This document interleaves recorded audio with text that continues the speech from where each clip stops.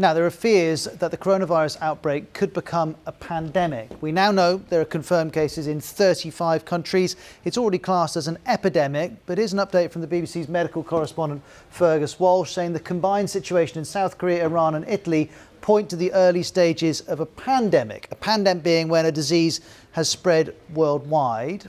Here's the assessment of the World Health Organization. This is not the time to focus on what word we use. That will not prevent a single infection today or save a single life today. This is a time for all countries, communities, families and individuals to focus on preparing. We do not live in a binary black and white world. It's not either or. We must focus on containment while doing everything we can to prepare for a potential pandemic. Well, look at these statistics. The coronavirus has overtaken the 2003 SARS epidemic and the Middle Eastern Respiratory Syndrome, MERS, in both the number of cases by far and also the number of deaths too. The SARS outbreak lasted around 8 months. Here's the WHO again on why it is very difficult to put a time frame on this virus. What we don't know is what the reality will be in 2 months or in 6 months' time. There is still a possibility that we can contain the virus and interrupt its transmission, but the virus may settle down into an endemic pattern of transmission, into a seasonal pattern of transmission, or could accelerate into a full-blown global pandemic. And at this point, it is not possible to say which of those realities is going to happen. Well, Italy is one of the countries where numbers are escalating. There's been a 5th death today. There have been more than 200 new cases since Friday. Several towns in Lombardy and in Veneto are on lockdown. That means around 50,000 people cannot leave without permission. And you'll see how that's working in these pictures. This is a police roadblock that's been set up to stop people moving in or out. This is just outside a town called Casal Pusterlengo. If you go a little bit further north, well, this is a train heading through the Alps, but it was stopped from crossing from Italy into Austria because 2 passengers were suspected of having the virus. Hours later, they'd tested negative and the train was able to continue. Next, these pictures are from Milan. And just look at these empty shelves. That's because people have been stocking up on food and supplies. They want to be ready in case a lockdown is imposed here too. And already the city is taking different types of action. Its famous cathedrals being closed, as have some schools and some universities. Well, let's focus on one town that is locked down, the town of Codono, just to the southeast of Milan. And the BBC's Mark Lowen is just outside it. Well, this is the exclusion zone now on the road to Codogno, the centre of the outbreak. And you can see they're stopping all the cars trying to enter here and all those trying to leave. Depends whether they've got the authorization as to whether they can pass through. And the Carabinieri and military are deciding whether or not to widen this exclusion zone in an attempt to control the coronavirus spread. And Mark's been using his phone to speak to some of the residents who are stuck on the other side of that barrier. We feel a bit abandoned. The news we get comes through WhatsApp or Facebook. There's a lot of false rumors around. E tra la gente c'è il panico? Are people panicked? Yes, people are panicking. Some convince themselves it will blow over. Others are worried and can't sleep. And this is the perspective of one school teacher, also in a town which is locked down, called San Fiorano. Si può passeggiare tranquillamente, si può uscire col cane, si può andare. We can take walks, we can walk our dogs, we can go jogging, we can ride bikes, but authorities suggested to us to avoid contact with other people. We know that we may be infected and that we may already have contracted the coronavirus, and we wait for these days to pass by living day by day. If these symptoms appear, we know what we have to do, hoping that the emergency numbers are free to call, because from what I know, it is really difficult to contact the health professionals. So we've heard from Codogno, we've heard from San Fiorano. Let's go a little bit further south, just outside the lockdown area, to a place called Piacenza, and the BBC's Bethany Bell is there. Well, certainly there is a lot of concern. We've been wandering around Piacenza today, people concerned about the possible spread of this. They don't know how long quarantine in neighbouring towns is going to last for. We're just a few kilometres away from the exclusion zone here. A lot of the cafes and restaurant owners that we've spoken to here say they're worried about the impact on their business. Very few people out and about, and in some areas a bit closer to the exclusion zone, the cafes and restaurants are completely shut. Well, let's move from Italy to South Korea. It has the largest number of infections outside of China, over 830, and most of those are linked to a religious group in the city of Daegu, right in the south of South Korea. This was the scene on Monday. Just look at how many people are in this queue. It's outside a supermarket, and all of these people want to buy surgical masks and other supplies. Well, the BBC's Laura Bicker has been in Daegu over the weekend. Here she explains how technology is being used in an effort to restrict this virus. They're using your phone to locate where you are, and then they'll send you an emergency alert if you're anywhere near where a confirmed coronavirus patient has been. Well, let's shift now from South Korea to the Middle East, because we have a number of new infections and deaths across the region in Afghanistan, Oman, Bahrain, Kuwait and Iraq as well, all reporting their first cases. We know that those cases are linked to a cluster of cases in Iran, centered around the religious city of Qom, which is just to the south of Tehran. It's visited by millions of Shia Muslim pilgrims every year. Here's Rana Rahimpur from BBC Persian on what we know about what's happening in the city.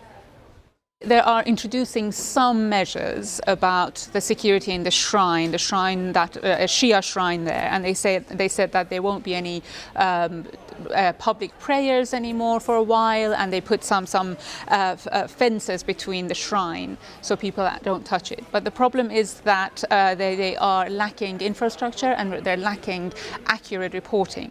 Well, let's look at that last point, because the official death toll in Iran is currently 13, but a parliamentarian who represents Qom is claiming that the true figure is at least 50 in the city alone, and he's accusing the authorities of lying about the extent of the problem. The Deputy Health Minister has responded saying, if the number of deaths in Qom reaches half or a quarter of this figure, I will resign. But that local parliamentarian has responded, I've given the names of 40 dead people to the Deputy Minister. Now we await his resignation. Well, here's Rana again. At least in 7 provinces in Iran, there have been confirmed cases of coronavirus, and many of them are religious hotbeds. So, for instance, the city of Mashhad, which hosts one of the shrines of the Shias, that is open, and the authorities haven't even confirmed any cases in Mashhad. But we know that Kuwait, that evacuated 700 of its people, have confirmed that there were 3 cases that had come from Iran. But that shrine is open tonight. Thousands of people are celebrating a Shia celebration. And they are just next to each other celebrating this event. It's unbelievable how many people are there while we know that there is coronavirus.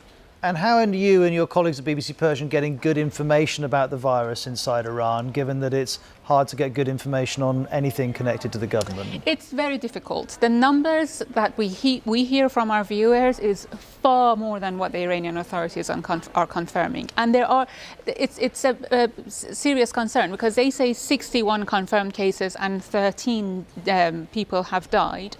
But what people are telling me is far more than that. And when the ratio between the confirmed cases and deaths is much higher than the rest of the world. So it's about nearly 20% of people have been killed.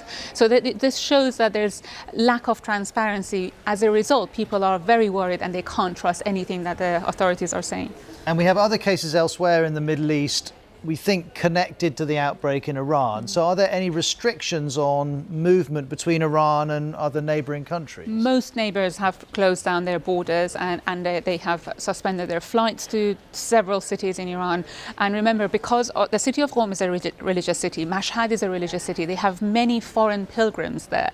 And in the city of Qom there is a seminary, the most important Shia seminary there. So there are many Shia students there who have then travelled back to their countries. That's why it has quickly spread in many of the Muslim countries in the region. Now, this crisis is very much a global concern, of course, but China very much remains at its centre. These are the latest statistics on the situation there. Over 77,000 confirmed cases, over 2,500 deaths. And China's government's now taken the hugely symbolic decision of postponing its annual parliamentary gathering. That's the National People's Congress. It was due to take place in Beijing next month. Stephen McDonald's there. This is the most important political gathering of the year, and to be putting it off, it really will make everybody pay attention in China. Certainly, I mean, it would have been, you'd have to go back to probably the Cultural Revolution for the last time that the National People's Congress didn't go ahead as planned at the right time. But, you can understand why. Imagine 3,000 delegates all coming to Beijing from across the country, including from Hubei province, which is at the heart of the problem. Now, apart from potentially getting infected themselves, some of them could be carrying the coronavirus into the Great Hall of the People, where China's senior leadership are, where the heads of the military, business leaders and the like are all at that gathering. Now, imagine potentially infecting all of those people with this disease, which can be deadly. So, Stephen, with a political dimension to the story. Next is John Sudworth, also in Beijing, with an update on what China is doing to combat the spread of the virus more broadly. China is going all out to contain the virus. This is an infection control squad in training. But there are still questions over its early response and the silencing of medics who tried to raise the alarm. Today, though, the World Health Organization was full of praise. China has rolled out probably the most ambitious and I would say agile and aggressive disease containment effort in history. To what extent do you think cover-up and censorship played a role in allowing this virus to accelerate at the rate it did? I don't know. Frankly, didn't look at that. I'm just being completely honest. But what worries me most is, has the rest of the world learned the lesson of speed? Once China woke up to the danger, it did move fast, quarantining cities and effectively shutting down its economy. As the virus was allowed to spiral out of control in the province of Hubei, it spread in smaller but significant pockets to every province in China. This is the picture of a disaster, and it forced the government to act. And here's what happened. The official figures show that in Hubei, although the numbers are still high, they are stabilizing. And for the rest of China, even better news. The numbers kept low by those containment measures. And if we have a closer look, for more than a week now, they've been falling. China's been so effective, the World Health Organization says it's now safe to get the economy going again. Welcome news on this farm. With the roads all blocked, of course it's brought sales down, Wei Hongkun tells me. If China's control of information helped start the crisis, its control over its people might help solve it. John Sudworth, BBC News, Beijing. Almost every day we're doing these comprehensive roundups of the coronavirus crisis, and if you want to watch any of them back, you can get it in the UK via iPlayer, but wherever you are in the world, via the BBC News YouTube channel.